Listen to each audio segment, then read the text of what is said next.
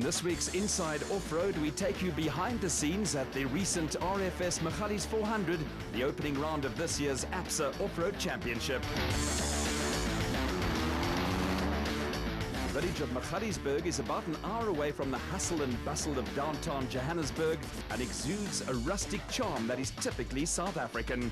Magaliesburg is also the centre of a rich agricultural area and the home to the Tarleton International Raceway, which annually hosts the RFS Magalies 400 off-road race. Motor racing in any form is all about larger-than-life personalities. It's a sport that builds and promotes heroes who are still revered long after they have ridden off into the sunset. For more than 30 years, Hannes Grobler has driven race, rally and off-road cars, and along the way has gathered in a string of South African championships and a legion of loyal fans. We caught up with a legend who is also one of motorsport's Mr. Nice Guys. I played rugby and was my passion, and I wanted to get my Springbok colours in rugby. But unlucky for me, I hurt my knee, and then shortly after that, my second passion was motorsport and off-road bikes, and I tore all my ligaments in my left knee, and my rugby was basically over. And then I've just decided that I'm going to try and get my Springbok colours in something else, and because motorsport was my second passion, I put my head down and I went for it, and I eventually got my Springbok colours in motorsport. I think at that stage I had my wife's car, and I thought, that's probably the best option, and I joined the motor club firstly, and when I got to the motor club, it was basically a rally club in Kroonstad, and most of the guys were rally guys, and I went with them one Saturday on a club event, and I won it, and I couldn't believe it, and then I thought, let me give it a try, and I put all my grocery money down, and I entered the first muddy slip, but we call it molly slip rally, and I came 11th overall, and I won my class, and I was furious that I didn't beat Saro.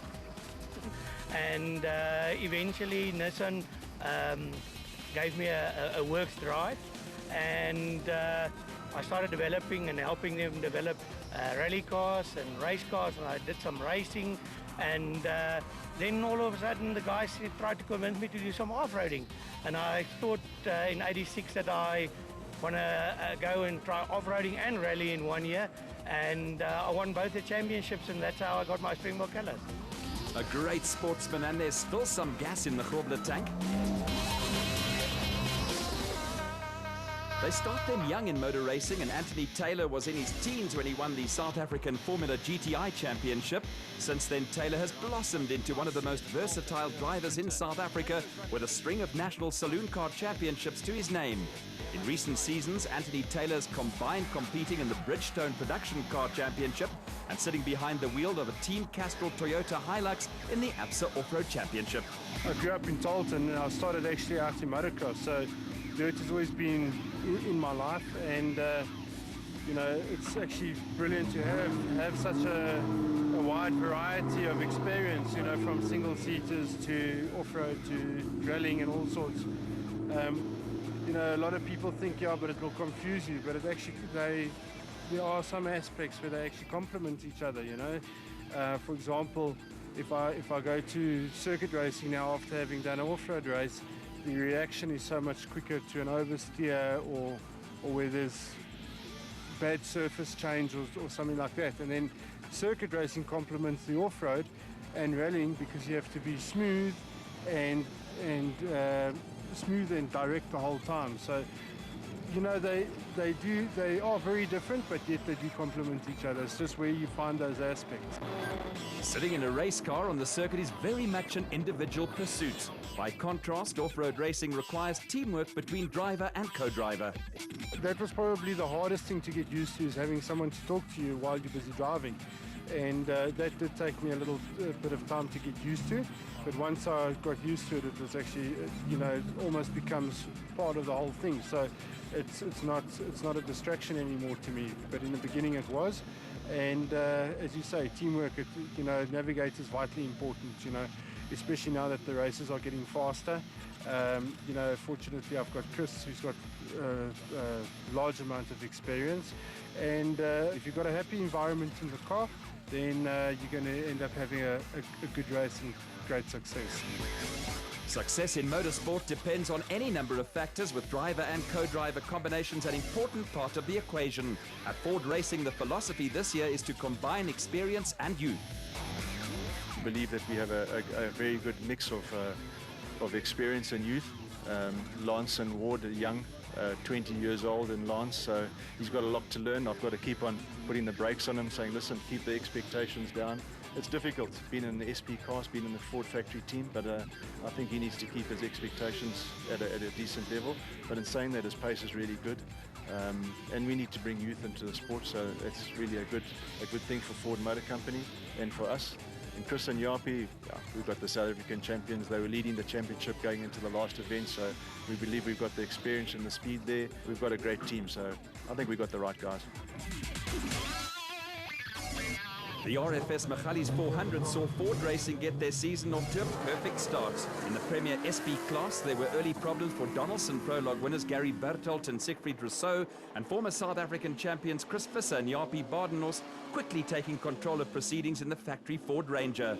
Ford Racing's cup overflowed when young Lance Woolrich and Ward Huxtable took a grip on second place, and behind them a steady drive took Terence Marsh and George Schmalberger into third place. There was also a solid start to the season for Christian Duploy and Henk Janssen van Vieren in the RFS BMW X3, with Dakar heroes Duncan Vos and Rob Howie rounding out the top 5 in Team Castrol Hilux.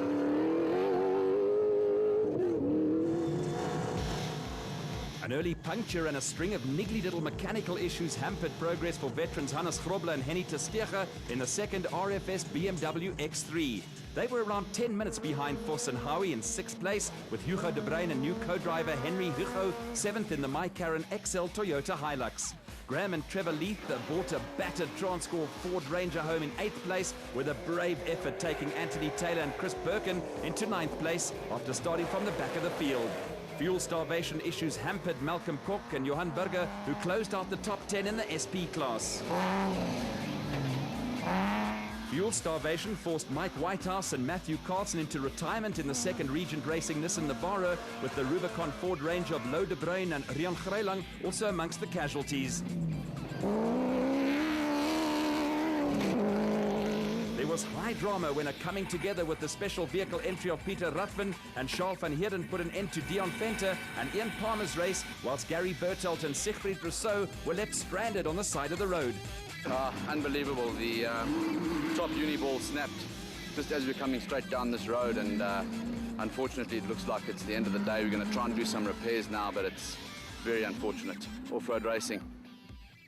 Reigning South African champions Jannie Visser and Jorx Leroux were also reduced to a spectator role when power steering problems sidelined the international truck Toyota Hilux.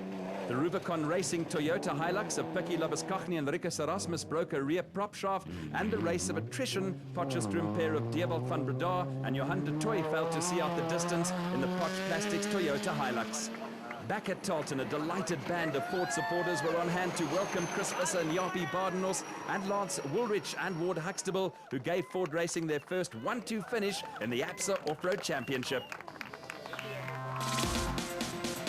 The best ever result for Ford Racing provided former champions Chris Visser and Jaapie Badenhorst and Lance Woolrich and Ward Huxtable an early advantage in the SP Class Championship standings.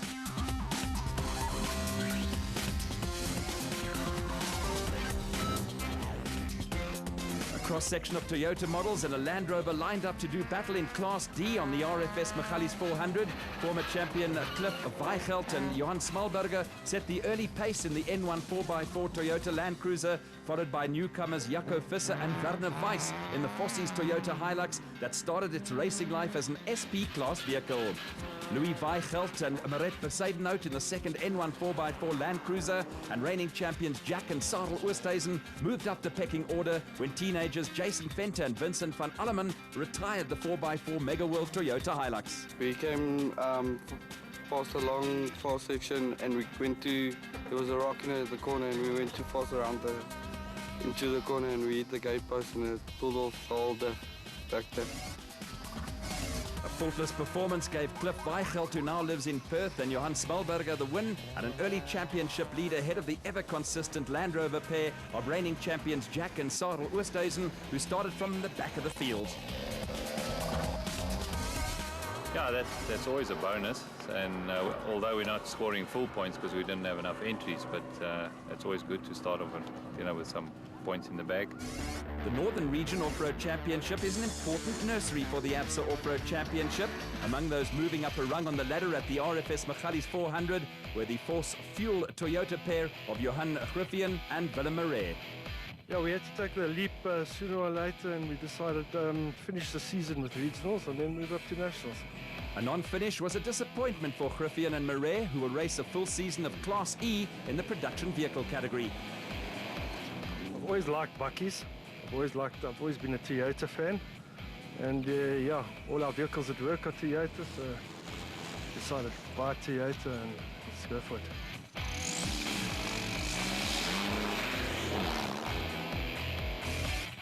The budget Class E category sees four-cylinder vehicles do battle with the RFS Magalies 400, ending in a comfortable victory for Dirk Pitter and Koos Claessens, who got their championship challenge off to a good start in a Toyota Hilux.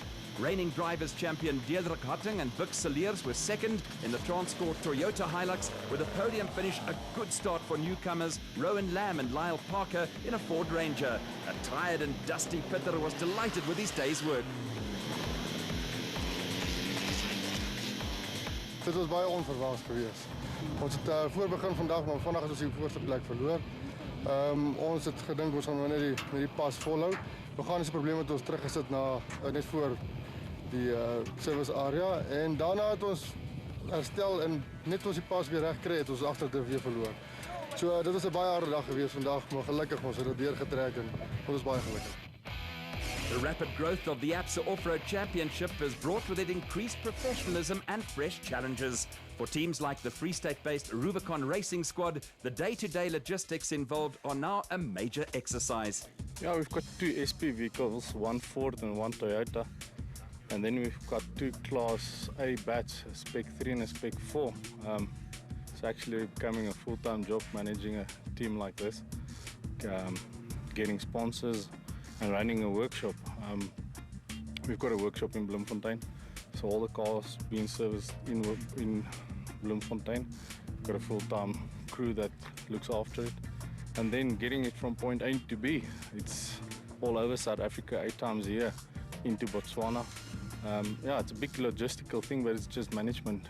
We've got a guy managing that whole team, and I put a lot of effort into it, making sure it's done right. Just moving these vehicles, I think it's up to 13,000 kilometers we have to transport the vehicles to the 8 different races through South Africa. And you can imagine that is by its own is a huge amount of money that must be spent just getting the vehicles to the events. One of off-road racing's powerful attractions is the heavy emphasis placed on family participation. Well, if we can manage to leave the wives behind, it's about between 25 and 30 people in a team without the family. But we're a family-oriented sport, so we bring the wives and the kids with. Then it goes up to 35, 40. But that's what's enjoyable of the sport, you know. The kids love it to come with, the wives, they enjoy it. And that's why we're doing it. We've got 8 long weekends a year.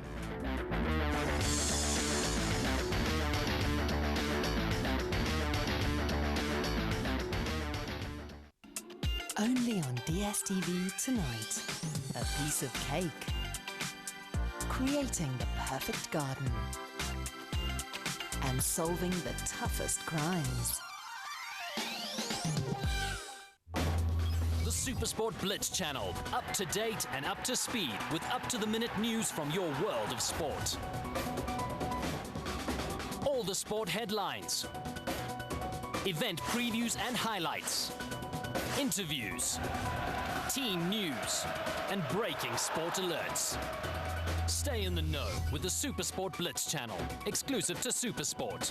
Proudly brought to you by Sipler and Telkom Business.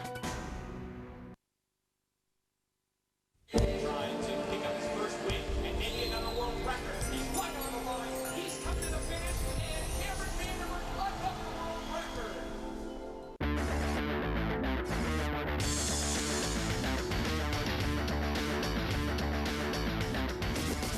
In recent seasons, the pre-race Donaldson prologue to determine race grid positions has become an integral part of the ABSA Off-Road Championship. The 5 top-seeded crews in the production and special vehicle categories draw for prologue start positions and alternate which category goes off first. As in the case with Formula One qualifying sessions, a good or bad start position can make or break your race. No, it's critical. It's always been critical. You know, if you have a bad time trial and you're sitting back and you've got people to pass, you know, that's where you pick up trouble and punches. And so it's crucial to have a good time trial. We're right in the front. It's not too much of a long lap. It looks like we'll be able to find our way around with the fact that we're doing 3 laps. So it's only 110 Ks. We've already done some of that. So it's only about 50 kilometers of new terrain that we have to find tomorrow. So it shouldn't be too bad. There are pros and cons to being the first car on the road, and for most crews, the Pathfinder role on the Donaldson Prologue is not an ideal situation. You're the first one there. You're the first person to find the rocks, the stones, to sweep the road, to clean the road, to find your way. There's no doubt it's more difficult, but in a time trial it works against you because you're slow and then you restart the next day, so that puts you further back. In a race, if you're out in the front, although it's difficult, you're in the front, everybody's still got to catch you, so it's a different ball game in the race. You know, you're out in the front, you've got to learn to keep your head, and when it's tricky and you're going slow, you know, you always want to go quicker than you should be, because you can't see where you're going because of the long grass or whatever the case is, so you just got to manage it. And often, you know, you get itchy to want to get going, and you've got to hold yourself back and just keep your head. He's a double South African champion, but Quinton Soerwald found himself in a new role at the RFS Magalies 400. After 4 years of sitting alongside Father Cully as a navigator, Quinton was set to make his debut as a driver. I think the most difficult thing to get used to is to know when to go fast and to know when to slow down and preserve the car. And I think navigating for 4 years for my dad, it's really taught me a lot. He's one of the best drivers out there. So I've got a good feeling of what the car can do. So I just need to learn how to do it myself. Teamwork between driver and co-driver is a prerequisite for off-road racing success, with family ties a distinct advantage. I think it's important to communicate as much as we can to each other. There's things he can improve on, there's obviously things I must and can improve on, so we're learning slowly but surely, and it's going well so far, so looking forward to a good year. With Quinton's uncle Herman and cousin Wichard succeeding Cully and Quinton as South African Special Vehicle champions, the Soerwalds have taken family participation to the next level. Now for a look at Class A on the RFS Magalies 400, with Atlas Copco back pair of Johan van Staden and new co-driver Mike Lawrenson eking out a narrow win.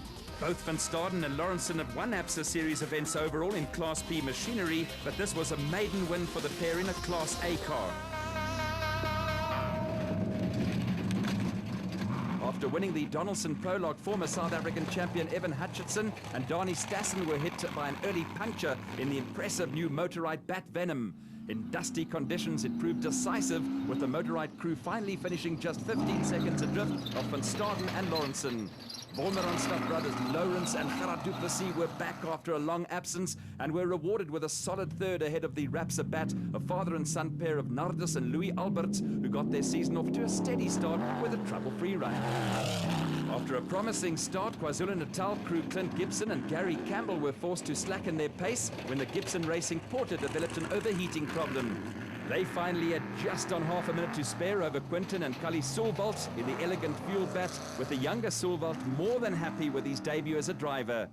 Next up were another father and son combination in Nick and Ryan Harper, who were gradually coming to grips with the Motorride Revo 4x4, previously campaigned by Hutchison and Stassen. 15 seconds behind the Harpers were Class A debutants Marius and Yolinda Fourie in the PHB Bat, bought from the Harpers during the off-season. Behind them, brothers David and Gary White dropped off the pace after a promising prologue, and 10th place was a disappointing start to the season for reigning champions Herman and Wichard Soerwald in the elegant Fuel Porter.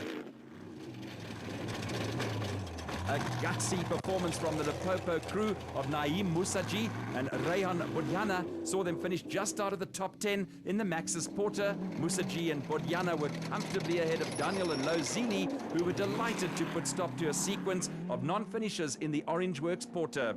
After a race that was fraught with problems, another fighting performance saw Northwestern crew of Neil May and Philip Smith grind out a finish in the futuristic look Zarco Challenger. A tough route, heat and dusty conditions also took its toll on the special vehicles, with Dion Boyens and Kobus Fourie race casualties in a bat. Dakar Rally hero Mark Corbett and Julian Hardy also fell by the wayside in the Century Racing FGT, with Steve Parker and VZ Van Zyl sidelined when a brake pipe broke on the Sizanani Plastics Gymco. An adventurous outing for the Free State pairing of Peter Ruthven and Charles van Heerden, also coming to a premature halt soon after their coming together, with Dion Fenter and Ian Palmer, and a blown motor putting pay to the Democratic Republic of Congo driver Eduardo Argazi and Zelda Niemand. Race winners Johan van Staden and Mike Lawrenson topped the early points table, but with only 15 seconds separating first and second and some solid performances down the finish order, competition in the Class A Vehicle Championship is going to be intense. The start of a new season always includes a few changes and new developments. In Class B, brothers Keith and Andrew McAnetty decided it was time to move up a notch to Class B. Well, I think the time was right. We've been driving in Class B for 3 years now, in fact nearly 4 years, and with Keith winning the championship last year, he wanted to try his luck with the bigger boys. Cars running in Class P utilized 6-cylinder power plants and last year provided 3 out of 8 overall race winners. Under the right circumstances, the Class P runners pose a threat to the Class A cars. And for the McAnettis, moving to Class P is going to provide the brothers with a challenge, with consistency a key factor. Certainly. There are a lot of guys. In fact, as you saw last year, a couple of Class B guys have won overall. I don't think we're ready this year, but we'll give it a go. Stay in the field, and as has happened, we are very consistent, and the thing is get to the finish first, and then you can see what happens afterwards. A command performance from Century Racing car pairing of Colin Matthews and Alan Smith saw them completely dominate Class P. Matthews and Smith took charge from the moment they were flagged away from the start. Behind them, veterans Kutsia Labuskaghni and daughter Sandra in the Race Sonic Zarko couldn't match the Century Racing pair for pace. The Labuskaghnis were also being chased down by John Telford and Jaco Swart in the Calcimite Bat, with Nick Gosler and Andrew Massey trying to make up time after a troubled Donaldson prologue in the men's international Zarko. On the second of the 3 loops that made up the RFS Magalies 400, a flying Colin Matthews and Alan Smith were now leading Class P by a proverbial mile. Matthews and Smith had a cushion of around 40 minutes, and behind the Century Racing CR3, there had been a change in the order, with John Telford and Jaco Swart now ahead of the Labuskaghnis. For the Labuskaghnis and the Calcimite pair, it was proving to be tough going. At the compulsory 15-minute stop after the second loop, Telford also complained of a suspension problem that wasn't making life easier for the crew. It's extremely rough. I don't know if our front suspension is set up incorrectly or what, but we're bouncing left and right and left and right. We're like 2 naughty men running up the mountain. It's extremely rough. But it's only the top section. If you can get through that and you get around the milli lanes, then you're through. So we've got 1 more lap to go. And yeah, if we can hold it together, then I think we'll have survived it. Pace has never been a problem for Colin Matthews and Alan Smith, and the pair continue to pull away from John Telford and Jaco Swart and Kutsia and Sandra Labuskaghni. The Calcimite Bat was running around 60 minutes behind Matthews and Smith, with another 60 minutes to the Labuskaghnis, who were the only other Class B finishers after the demise of the McAnettis and Nick Gosler and Andrew Massey. Apart from romping away with the Class B honours, Colin Matthews and Alan Smith were 3rd overall in what had been a terrific performance from the Johannesburg-based crew. Yeah, very nice to be on the podium for a change. We had a really rotten last year. Won the first race and everything else after that. But today the car held out. It was great. The terrain didn't really suit our car. It was very, very, very rough. It was really a neck breaker out there. So we could only really go fast on the smooth stuff. So we'd try and make up time there, and then we'd lose time on the rocks. Time now for a look at the Northern Region's classes. Yeah, we've tried to lift the series a bit and give it some more impetus. It's looking good. Entries, we've been able to maintain them around 30, which is good for us. And yeah, we're looking forward to a good year. We've got a couple of competitive cars that are entering and racing, and the racing is really tight this year. Round 2 of the Northern Region Off-Road Championship was run in conjunction with the RFS Magalies 400, with the Benoni-based father and son team of Tony and Michael Gouveia looking for a second successive win in the nicely tuned-out gearbox specialist bat. The Gouveias dominated proceedings throughout the race to win the Class B and finish a comfortable 10 minutes ahead of Class B winners Achiel Nel and Johan de Klerk in the portable shade Zarko Truggy. Second in Class B were Kobus Becker and Mornay Karlitz in a race co, with the pair coming home ahead of John Boxwoom in a single-seater WPP built by veteran off-road racer Wolf Pieter Fumfire.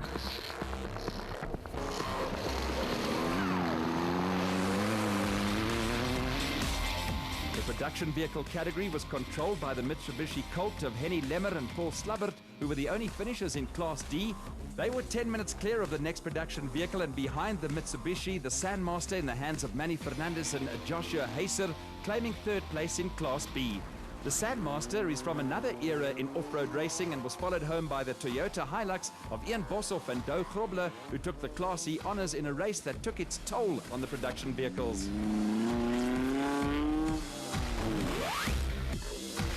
The regional ranks are packed with cars from yesteryear, with another Sandmaster driven by Martinez Leroux and Gustav Pinar leading home a trio of Class B entries.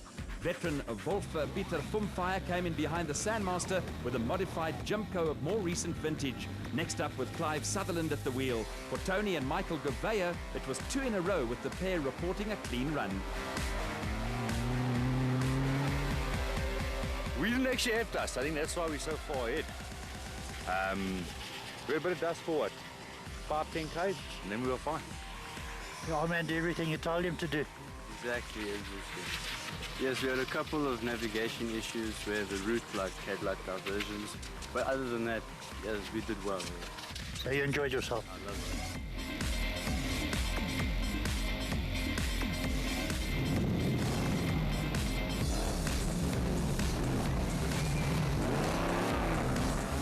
Next up on the APSA Off-Road Championship calendar is a trip to Mpumalanga for the Toyota Dealer 400 on the 13th and 14th of April. The race is round 2 of the championship and is an important outing for those crews who underachieved on the RFS Magalies 400. You can follow all the action right here on Supersport, your world of champions.